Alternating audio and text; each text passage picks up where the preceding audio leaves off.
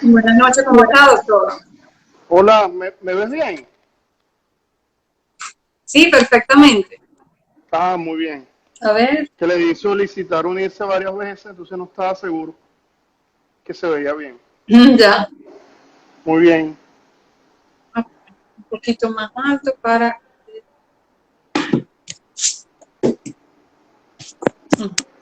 Ya. ¿Cómo ha estado? Muy bien, muy bien. Un gusto saludarte. Gracias, y gracias por atender a la invitación y participar el día de nosotros con el inicio nuevamente de este segundo ciclo del conocimiento jurídico al alcance de todos. Bueno, usted es el primero de este nuevo ciclo, doctor. Qué bueno. Me contenta mucho. Bueno, para quienes están conectándose en este momento, voy a hacer una leve presentación aludiendo un resumen curricular de quien nos acompaña el día de hoy, un importante invitado. Exactamente, estamos hablando del doctor Carlos Trapani, abogado, mención cum laude, egresado de la Universidad Santa María en el año 2002. Cuenta con un diplomado de estudios avanzados en derechos humanos, mención acceso a la justicia de la Universidad Católica Andrés Bello. También tiene un diplomado en participación infantil y adolescente y su incidencia en políticas públicas del Instituto Interamericano del Niño, además de una maestría en bioética de la Universidad Central de Venezuela. Desde el año 2003 forma parte del equipo de SECODAP, asumiendo la coordinación del programa a partir del año 2017 como coordinador general de tal organización. Desde el 2007 es investigador de la Universidad Católica Andrés Bello, Agricultura y Pediatría de Venezuela, además de en este momento ser tener experiencia en el litigio estratégico en defensa de la niñez y de la adolescencia entre el sistema interamericano de los derechos humanos y el sistema de Naciones Unidas. Una gran responsabilidad y, por supuesto, cuenta con 18 años de experiencia como abogado. Bueno, bienvenido, doctor. Es un gusto y un placer y sé que todos quienes nos acompañan el día de hoy, encantadísimos de escuchar el tema de su parte, que el día de hoy será sobre los derechos del niño, la disciplina y crianza, cómo hacerlo posible. Bienvenido. Bueno, un gusto acompañarte el día de hoy. Bueno, estimularte a que estos espacios continúen y se multipliquen. Creo que es importante acercar el conocimiento y acercar la información a la gente, ¿no? Sobre todo en un momento tan complejo como el que nos toca vivir el día de hoy. Exactamente, exactamente. Bueno, para abordar el tema directamente, doctor, estamos hablando de que muchas personas consideran que conocen a grosso modo o de forma muy general los derechos del niño. Sin embargo, más allá de quienes nos dedicamos digamos, a este tipo de materia sobre los derechos del niño y de la infancia, evidentemente no todos tienen un conocimiento tan específico y detallado de los derechos del niño.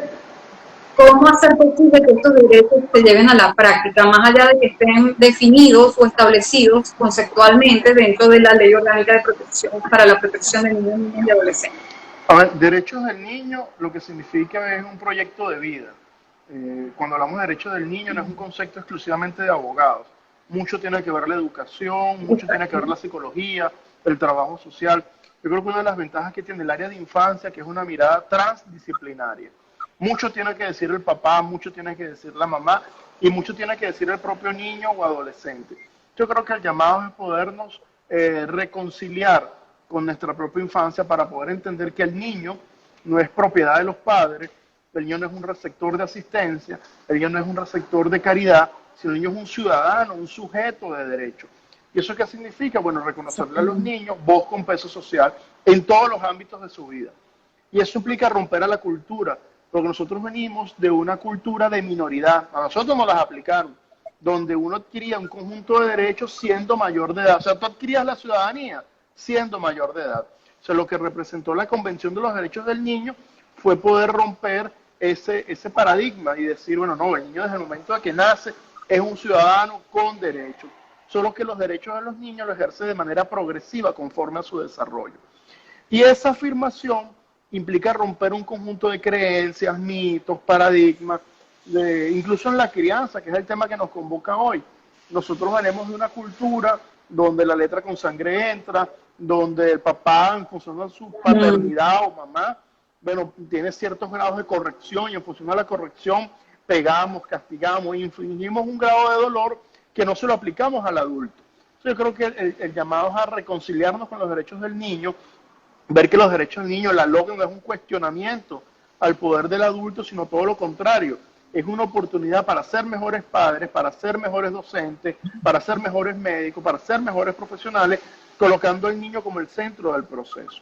Pero eso implica, bueno, conocer la ley, comprender la ley y no quedarnos con la superficialidad ni con los falsos mitos. Implica, bueno, adentrar las ventajas y las bondades que implica un enfoque basado en los derechos de los niños. Exactamente. De hecho, la ley establece una corresponsabilidad, pero la corresponsabilidad no implica a la exigencia, sino incluso en cómo yo abordo el día a día, la crianza, cómo formo, cómo de una u otra manera interactúo con el niño, y eso implica de tratarlo como sujeto de derechos, saberlo escuchar, saberlo entender, comprender, y entre tantas otras variables, incluso en el trato que le brindo a este niño, tanto en el núcleo familiar como en su escolaridad, en interacción social, en todos los ámbitos en los cuales se encuentra el niño a diario. No es una cuestión de que el derecho vale en la medida en que haya la intervención de un órgano del sistema de protección, en la medida en que intervenga un tribunal, un control de protección. No. Los derechos del niño están vigentes en el día a día, en todo momento, en todo lugar en el cual se encuentre, porque el interés superior es del niño implica eso, en todos sus mecanismos de interacción. Fíjate, hablar de derechos del niño implica tener una mirada flexible, porque si tú trabajas otras áreas del derecho, tributario, mercantil, si tú quieres ejecutar una letra de cambio, un cheque, un pagaré, es otra lógica de intervención. O sea, tú ejecutas, embargas y cobras. Pero cuando hablamos de niños, hablamos del niño y su historia, niño y sus vínculos, niño y su familia, niño y su entorno. Y eso exige, al menos el profesional del derecho, una mirada integradora. No es solo ver el árbol, sino ver el bosque. Y en derecho hay muchas frases, ¿no?, o muchos momentos donde la ley no llega por más que quiera llegar. Es decir, ¿cómo tú obligas a un papá que quiera un niño? ¿Cómo tú obligas a una mamá que cambie unas pautas de crianza cuando viene de una historia familiar cargada de violencia? Entonces yo creo que hablar de crianza desde una perspectiva de derecho, yo creo que la primera condición es nosotros entender de dónde venimos, reconciliarnos con nuestra propia historia para poder desaprender prácticas que sean nocivas al desarrollo de los niños. Y sobre todo yo creo que hay una máxima de vida, y creo que es una máxima que aplica mucho a los niños, que no podemos hacerle a los niños lo que no nos gustaría que nos hagan a nosotros mismos. Si a mí no me gusta que me griten, yo no le grito. Si a mí me gusta que me peguen, yo no le pego. Pero bueno, eso implica ir contra cultura, y creo que la LOCNE representa ese gran reto para el país de ir contra cultura, apostar a la formación, apostar a la promoción. Fíjense que el LOCNE, cuando hablamos del LOCNE, hablamos de emergencia, hablamos de vulneración, y no, el énfasis de la LOCNE nunca fue la vulneración, el énfasis de la LOCNE fue la promoción, la difusión, la prevención. Es decir, evitar que el niño llegue a ser una víctima. ¿Eso en qué se traduce? En políticas sociales básicas, de salud, de educación, de cultura, de recreación, de esparcimiento, en función a eso, que el niño pueda alcanzar el máximo de su desarrollo. Entonces, ¿qué buscan los derechos del niño? Generar condiciones para que ese niño pueda tener una infancia feliz y alcance en su vida adulta las máximas competencias y capacidades para vivir en comunidad. Cuando entendemos eso y entendemos que la LOCNE es un cuestionamiento al poder del adulto, bueno, ahí nos reconciliamos y podemos al menos cuestionar qué hacemos en función de los derechos de los niños. Exacto, forma parte incluso de poder hacer un cambio en las representaciones sociales, en cómo está en el conjunto denominador de la sociedad percibido el niño. Y eso se ve y se observa en las expresiones o las frases que dicen determinadas personas que se han repetido generacionalmente y que de una u otra manera tiene que ser, digamos, tiene que haber una ruptura de ese esquema, de esa percepción de lo que es un niño. sabemos que bueno, la Luna y la Convención, por supuesto, trajo lo del cambio de paradigma, sujeto pleno de derechos, pero en la realidad práctica, cuando el día a día oímos a determinadas personas, lo ven simplemente como una persona susceptible de necesidades que deben ser cubiertas, pero que no tiene la cualidad participativa de poder vislumbrar cuál es su parecer sobre determinada situación práctica. Sí, a ver, yo creo que el gran aporte que deja la Convención de los Derechos del Niño, que es ese tratado internacional marco que nos da un conjunto de obligaciones, de referentes teóricos, lo que invita es a eso, a poder transformar las necesidades de los niños en derechos. O sea, el niño no necesita una familia, tiene derecho a una familia. El niño no necesita cédula de identidad, tiene derecho a la cédula de identidad. O sea, ¿qué es lo que hace un derecho? La posibilidad de exigirlo. Entonces, el niño no tiene derecho a que no les peguen, no tiene la necesidad de que no les peguen, sino tiene derecho a una crianza no violenta. Entonces, yo creo que da una oportunidad importante, pero bueno, eso exige adentrarnos, mojarnos los pies, exige comprender mucho del desarrollo evolutivo de los niños y entender que un adulto le puede potenciar la vida a un niño, se la puede minimizar hasta causarle la muerte. Historias hay muchísimas de cómo en el contexto de la crianza, como hemos ocasionado lesiones, heridas, homicidios, maltrato, trato cruel. Entonces la historia de la niñez está cargada de violencia. Fíjate que en el contexto de pandemia, en SECODAP, nosotros tenemos un servicio de atención psicosocial y hemos tenido un incremento importante en niños con alteraciones del estado de ánimo debido a la pandemia.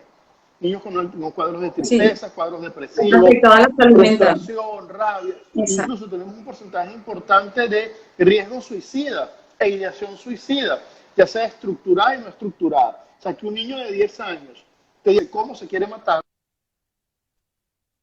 bueno, eso es una señal de alarma de qué estamos haciendo como sociedad y qué estamos haciendo como familia. E incluso qué estamos haciendo como Estado.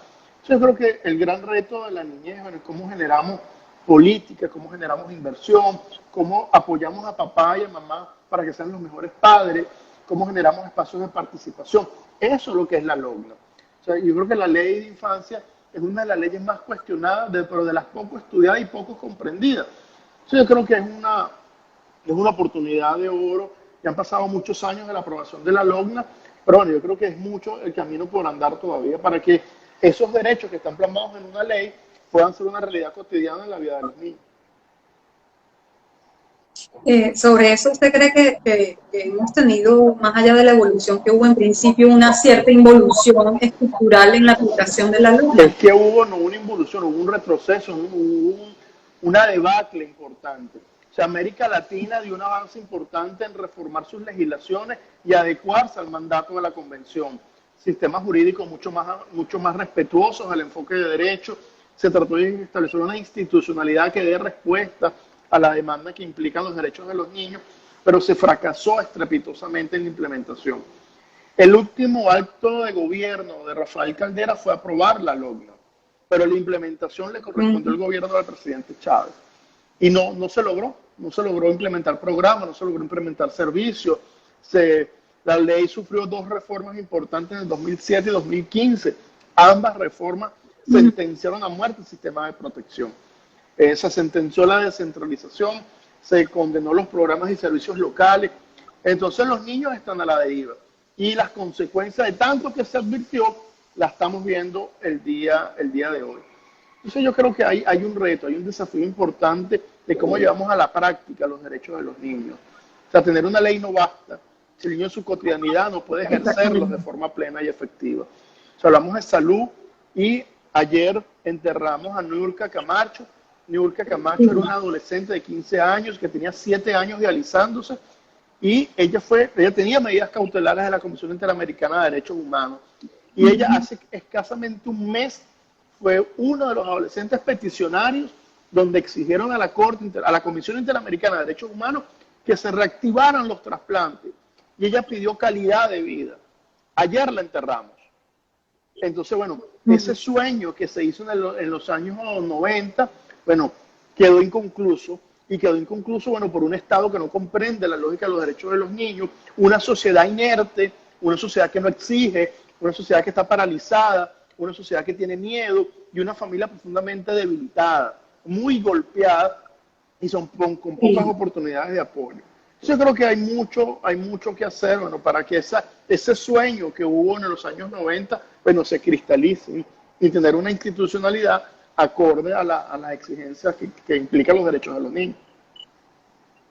Claro que no basta tan solo la regulación legislativa ni la estructura que en principio se pretendía que fuese protectora de los derechos de niños, me refiero al sistema de protección de niños y adolescentes, si en la práctica, en la movilidad, en la aplicación de las alternativas para la protección de los niños no se ejecuta No, o se mantiene. La ley te da un marco referencial, te establece un conjunto de obligaciones, de mecanismos, de procedimientos, pero eso es insuficiente. La realidad de los tribunales debido a la pandemia fue nefasta. Más de un año los tribunales cerrados y ahora con un sistema en línea por correo que nadie entiende, nadie conoce, no hay seguridad jurídica en los procesos, aunado a la corrupción. Tuvimos las oficinas de registro civil cerradas. Las oficinas de registro civil más de un año cuando el servicio de identificación es esencial. Y no porque lo diga SECODAD, lo digo yo, es porque lo dice la identificación. Entonces, bueno, no hubo un doliente que alzara la voz y tomara medidas para proteger a los niños. Bueno, eso te da cuenta de la crisis que estamos teniendo. Entonces, me parece que en el tema de la familia, en el tema de la crianza, hay mucho por hacer. Creo que programas de fortalecimiento familiar, programas de identificación de riesgo, programas incluso programas de asistencia que la propia ley reconoce para aquellas familias que están en pobreza extrema, eso nunca se implementó. O sea, tenemos consejos de protección a nivel nacional sin programas, sin servicios, sin capacidad operativa. Entonces, hay un cierre técnico del sistema de protección, pero los problemas, las demandas, las necesidades, bueno, se van incrementando día a día. Sí, por supuesto. Y también que parte de quienes integran el sistema, digamos, no tienen esa preparación que en principio se dio, se quedó atrás, y ya quienes de una u otra manera estaban formados ya no forman parte del sistema. Entonces eso implica un retroceso desde el punto de vista de la preparación de lo que tiene que ver con los derechos. Y eso es solo un pequeño factor de tantos que terminan afectando de una u otra manera los derechos del niño. Y fíjate, derechos del niño no basta la buena voluntad. Que en los años 90 se pensaba que teniendo buena voluntad, teniendo ganas era suficiente. Y no, yo creo que si algo de una lección aprendida yo adquirí en tantos años, es que derechos del niño exige competencias técnicas, competencias emocionales, competencias relacionales, para poder estar a la altura de las exigencias que implica un sistema de protección o a las exigencias que exige un sistema judicial de protección para los niños. Creo que no estábamos preparados para una ley, y eso lo digo con tristeza, porque fui uno de ese grupo de adolescentes que exigió que la LOMA se cristalizara. Pero bueno, fue un avance, sin lugar a dudas. Bueno, queda todavía el reto de poder implementar la ley, bueno, como manda su contenido. Sí, que aunque ha sido cuestionada en otras latitudes, incluso valoran por lo menos en la parte normativa está un tanto desarrollada la ley de protección de los niños. Claro, y todo es perfectible. ¿O no? Todo es perfectible, pero necesitamos, por ejemplo, diagnósticos, datos. O sea, en Venezuela no hay datos oficiales en materia de infancia. El último dato oficial del 6CPC fue del año 2005. El último boletín epidemiológico fue del año 2016. Y no fue que lo publicaron, fue que se coló y se filtró. El anuario de mortalidad tiene más de 10 años que no se publica. Si tienes un problema de datos, y al tener un problema de datos, tú no puedes identificar la magnitud y el alcance de los problemas de la infancia. Entonces vamos a ciegas. Claro, para saber en tal caso hacia dónde se dirigen las políticas, los ¿y programas, dónde están los énfasis? Por ejemplo, en el contexto de violencia, la violencia no es una realidad homogénea. La violencia tiene matices, dependiendo del grupo de edades, el tipo de violencia, la ubicación geográfica. Entonces, bueno, lamentablemente el Estado no ha estado a la altura de lo que exige la Convención de los Derechos del Niño y en la propia LOCNA. Y esas estadísticas de las que usted hablaba en materia de salud mental derivados de la pandemia, que ha arrojado en esa investigación de SECODAP, es digamos, un número representativo. Fíjate, ese fue un número que obtuvimos en el Servicio de Atención Psicosocial de SECODAP. Desde el año 2017 tenemos un servicio de atención psicosocial y al día de hoy hemos atendido más de 7.000 personas. Y en el semestre de este año identificamos un incremento en alteraciones del estado de ánimo. Eso implica cuadros de tristeza, depresivos, terrores nocturnos, eh, ideación suicida. Entonces eso te indica, bueno, el impacto de la crisis y el impacto de la pandemia en la vida de los niños. Pero cómo los papás se van quedando sin recursos. Entonces, los padres no le quieren pegar a los niños probablemente, pero no saben qué hacer. Cuando ellos estaban encerrados, Sí, sin clases, sin posibilidad de jugar, sin perder esa posibilidad que da la escuela de socializar. A ver, los niños no extrañan la escuela como institución. Extrañan son los vínculos que se dan en la escuela. El abrazo de la maestra, lo que sí, pasa en el recreo, en los cambios de hora, el celebrar los respaldo que cumpleaños. tiene. La socialización que permite la escuela es lo que hace falta y que la pandemia nos los mostró y nos los enseñó. Exacto. Y bueno, por supuesto que muchos padres no saben cómo lidiar, les da ansiedad tener que asumir, por ejemplo, roles como de maestras, profesores, situaciones a las que no estaban acostumbrados y que han tenido que redactar la dinámica familiar y profesional para también lidiar con digamos, esta responsabilidad frente a los Bueno, yo niños. creo que el reto con los papás y las mamás es reconocer cómo nos sentimos. No podemos dar lo que no tenemos. No podemos dar calma si nosotros no tenemos calma. Y eso exige pedir ayuda, ¿no? Si siento que la situación se me desborda, que no sé qué hacer, que yo he intentado distintas estrategias y no dan resultados, tengo que pedir ayuda, ¿no? Y eso exige también poder tener con los niños una mirada a largo plazo. O sea, ¿qué clase de persona quiero yo tener con mis hijos? ¿Y qué tipo de relación quiero yo mantener a 20 años? Entonces, mis métodos de crianza tienen que ir en sintonía con esa meta que yo quiero lograr. Y en Secodá fomentamos mucho lo que es la calidez. Y la calidez que significa en las relaciones de crianza, generar seguridad. Y hablamos de estructura, que en relaciones de crianza significa dar información. Y esas dos herramientas tenemos que combinarlas de acuerdo a lo que el niño piensa y siente de acuerdo a su edad. Entonces, el niño necesita información, necesita que sea motivado, que sea entusiasmado. Pero probablemente los niños tienen talento, pero hace falta algo que los motive. Sí, de hecho, estamos hablando de que la ley habla del buen trato que se traduce en lo que en la psicología positiva se llama disciplina positiva y es parte de lo que nos está invitando usted.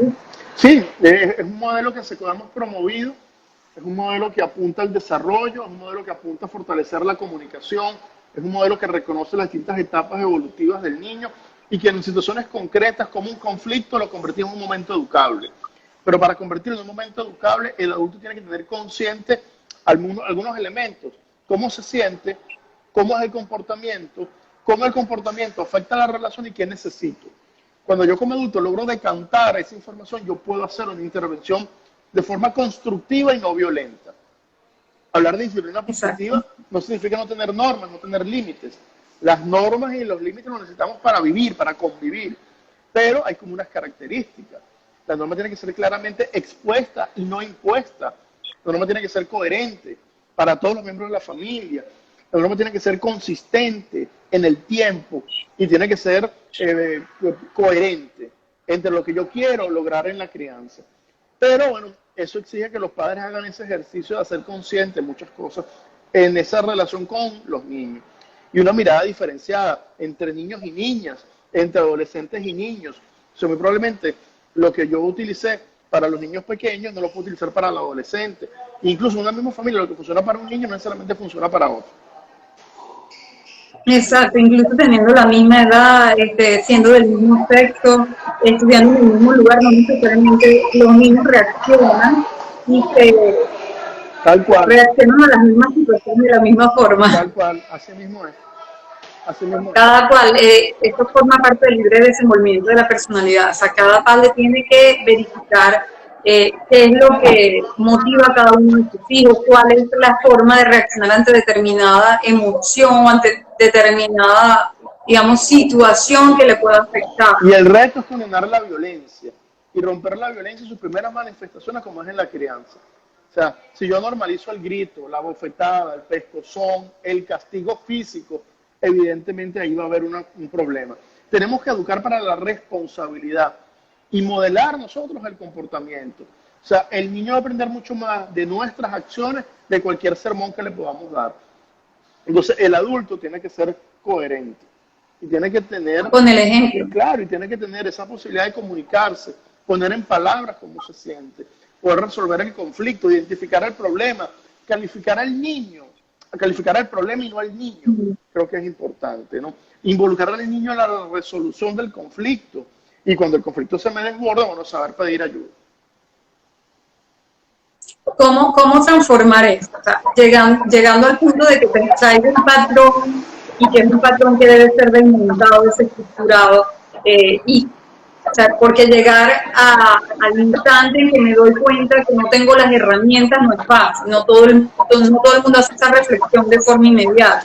¿Cómo hacer esa transformación? Bueno, exige la formación, exige el acompañamiento psicosocial, exige la asistencia de la familia, el no criminalizar, el reivindicar la figura del padre en la dinámica familiar, escuchar las opiniones de los niños. Creo que hay muchas aristas que se abren en este tema, pero tenemos que dar los pasos. Y una de las cosas que trajo la pandemia fue la parálisis, es el estancamiento. Entonces yo creo que es importante en estos casos, bueno, dar pasos, pedir ayuda, involucrar a los niños y sobre todo el adulto reconciliarse de dónde viene. Porque muchas veces el adulto repite las pautas de crianza que él recibió y normalizó la violencia, normalizó la cachetada, normalizó el correazo.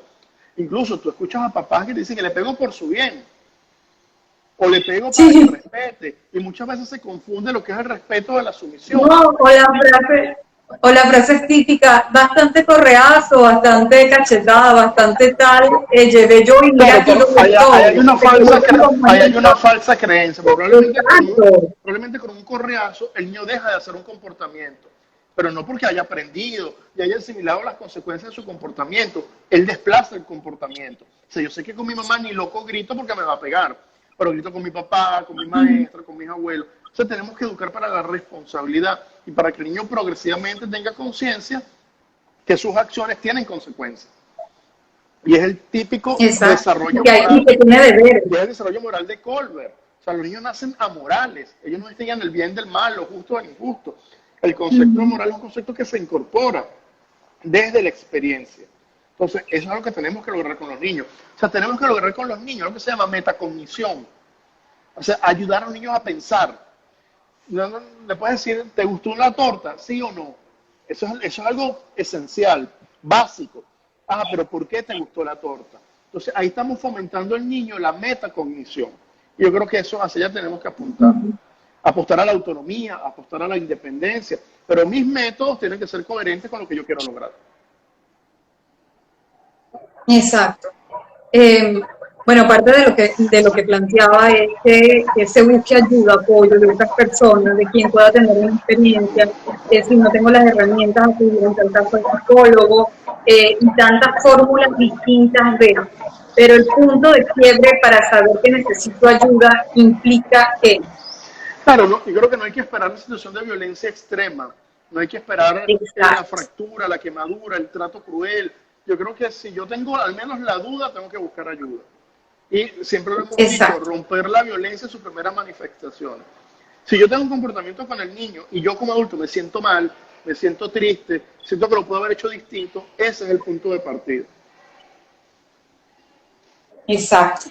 En saber si ubiqué la alteridad, ubicarse, me gustaría tener este tipo, recibir este tipo de trato, o me hubiese sentido bien a esa edad cuando era niño.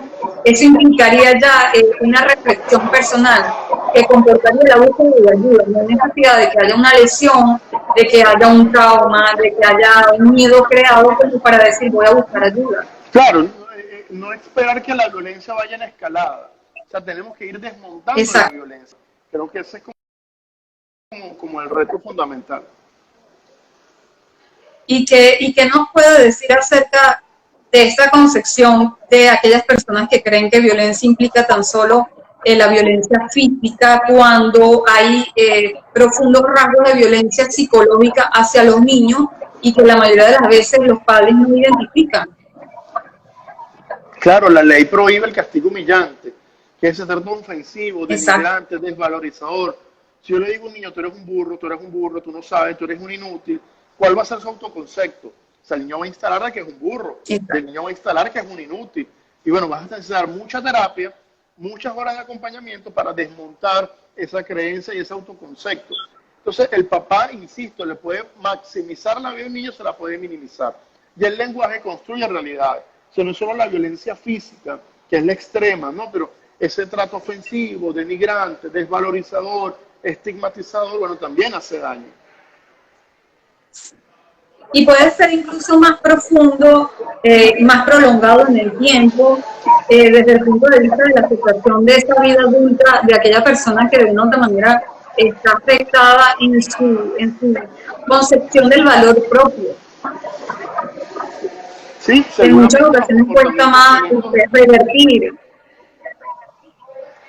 seguramente los comportamientos violentos del adulto son reflejo de lo que vivió en su infancia. Porque se aprendió, bueno, ¿qué dicen los papás de forma tradicional? Te pego porque te quiero. Y si el niño asocia que las expresiones de cariño, de amor, es a través de la violencia, bueno, tenemos patrones de violencia en el noviazgo, en las relaciones de pareja, con nuestros compañeros de trabajo. Entonces, es todo un gran sistema que tenemos que ver las consecuencias de lo que hacemos con los niños. ¿No? Que quien se acostumbró de una manera desde la infancia a determinadas, digamos, vinculaciones emocionales o afectivas asociadas a la violencia, probablemente sus relaciones posteriores van a estar asociadas y va a buscar ese vínculo con las personas que le brinden ese mismo tipo de trato, ¿no? Tal cual, así mismo es, así mismo es. Creo que es importante entender la responsabilidad y el mandato que tenemos los papás, los maestros, los médicos, los policías, los jueces, que implica generar un entorno afectivo, formativo y protector.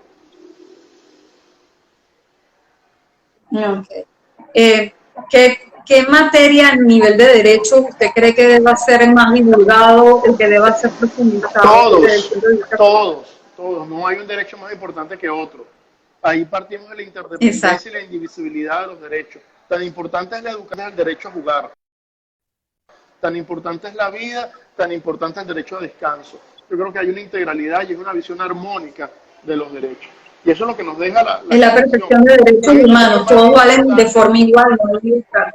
Claro, no hay un derecho más importante que otro. Todos tienen igual valor y todos deben ser garantizados. Así mismo. Desde el punto de vista del sistema de protección, sabiendo que cada cual de los órganos tiene sus propias competencias, ¿cuál considera que en este momento tiene mayor debilidad? Todos, sin En el excepción. cumplimiento de sus funciones, por supuesto. Creo que el sistema es un conjunto es como un reloj. Si yo tengo en un sistema de un reloj una parte que no El funciona, engranajes. el sistema se tranca. Y lo que buscó el sistema de protección fue desjudicializar los problemas de la infancia, es crear mecanismos idóneos para atender los problemas sociales, es profesionalizar la atención de los niños, es lograr la protección local de los espacios más cercanos, es involucrar espacios de participación incluso de los niños, es incrementar la inversión pública en infancia. Bueno, en todo eso estamos raspados. Se perdió en el Sí. camino. Y bueno, conociendo, y si no, para quienes están conectados, les puedo decir de forma general la función de SECODAP, entendiendo que lleva la batuta a nivel nacional, no sé si es el conocimiento general, ¿qué otros organismos van a la par, digamos, la labor que ustedes realizan a A nivel ver, SECODA es una organización de derechos humanos. SECODA en su misión y en su visión apunta a consolidar un movimiento social que esté comprometido con los derechos de los niños. SECODA no es una persona, no es una infraestructura, SECODA son muchas voces que asuman esta tarea de promover, difundir y exigir los derechos de los niños. Creo que afortunadamente desde la sociedad civil hay muchas organizaciones particulares haciendo un esfuerzo testarudo de poder hacer cumplir los mandatos de la Convención. Yo creo que eso es algo positivo que tenemos que resaltar en estos tiempos tan complejos.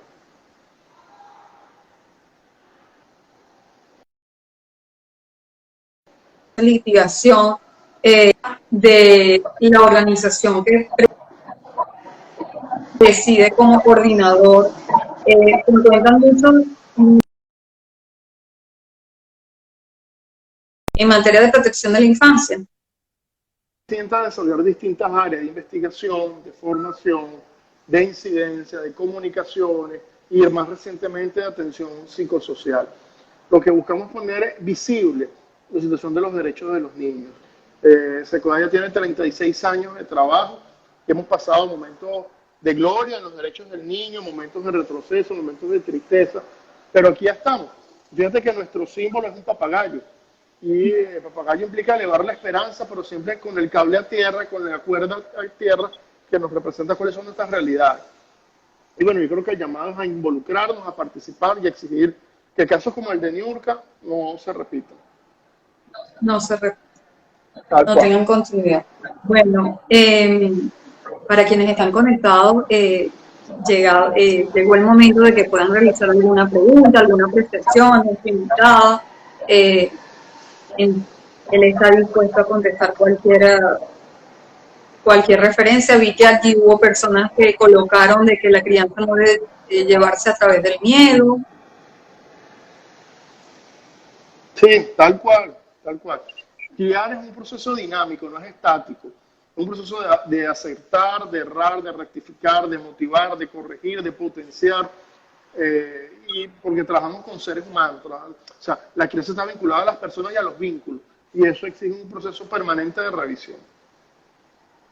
Sí, es dinámico, no es estático, no es una cuestión de que se mantenga de forma constante. Fíjate en los últimos 3 años que han vivido los niños.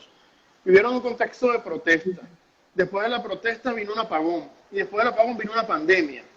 Una pandemia que impidió ir a la escuela por 2 años escolares.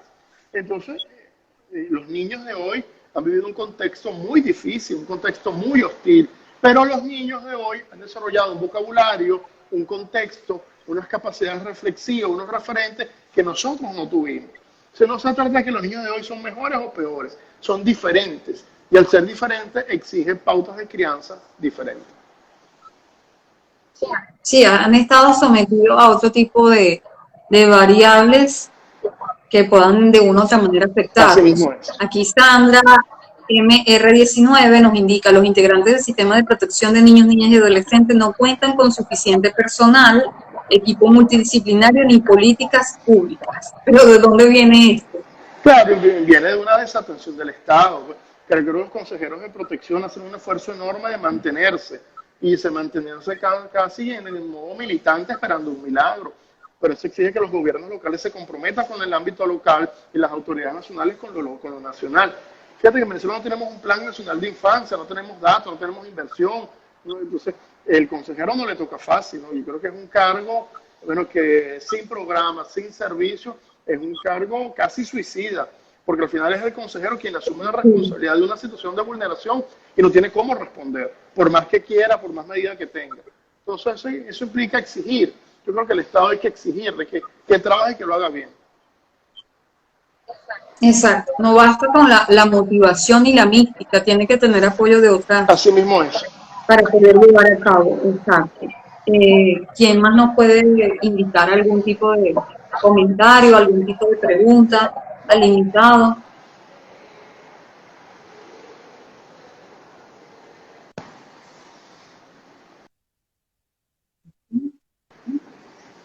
Bueno, aparentemente no hay preguntas. Yo los invito a ver la página web de Secodap, que es www.secodap.org. Ahí van a encontrar nuestras investigaciones, nuestros artículos, nuestros materiales, bueno, y están a la orden de cada uno de ustedes. Y por supuesto, quien esté interesado en formación para la protección de la infancia, incluso suelen sacar talleres, otra serie de actividades académicas y formativas en materia de la infancia. Todo está con cierta frecuencia. Todo está en @Secodap. Ahí van a encontrar dónde estamos y en qué andamos. Exacto. Bueno, es un placer haberlo tenido acá el día de hoy en el live, doctor. ¿Qué nos puede decir como conclusión para la actividad y para quienes están allí acompañando? Bueno, mantener la esperanza, casarnos con los derechos de los niños y en función a eso, bueno, exigir transformaciones que los niños requieren. Aquí nos dice, excelente, revisaré. Me imagino que en base a la recomendación que realizó de la página. Vale, ¿no? Buenísimo. Bueno, la invitación es a que sigan la cuenta del doctor Trapani, que por supuesto allí contarán con información suficiente para todas estas, incluso lo que nos hacía referencia acerca de la salud emocional hay ciertas recomendaciones que indican allí en distintos posts de la cuenta de Secoda. Bueno, para mí ha sido un placer contar el día de hoy con usted, doctor Trapani, y bueno, espero que no sea la última ocasión y sin quitarle más tiempo del que se supone que usted es sumamente ocupado para que pueda brindar y acudir a sus distintas actividades. Y para quienes están conectados, por favor, estén pendientes de la próxima actividad el jueves a las 6 de la tarde, donde estará invitado el doctor Elio Requena acerca de la familia homoparental y los criterios jurisprudenciales. Será el tema que abordaremos en esa ocasión. Bueno, muchas gracias, un abrazo, doctor. Cuídate mucho. Saludos a todos. Igual, igual. Gracias. Muy amable.